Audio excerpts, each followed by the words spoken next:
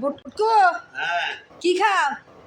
এই যে বিরিয়ানি ডিম আর কি? মাংসের টিকা হুম ঠিক আছে হ্যাঁ, সালাদ হুম সালাদের লগে কি আছে বুটকো?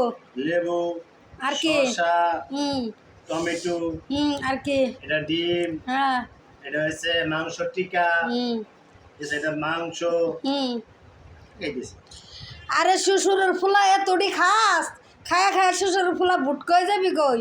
না প্রত্যেক শুক্রবারে আমারে খাওয়াই এভাবে এটা কি শ্বশুর বাড়ির খাওয়ান?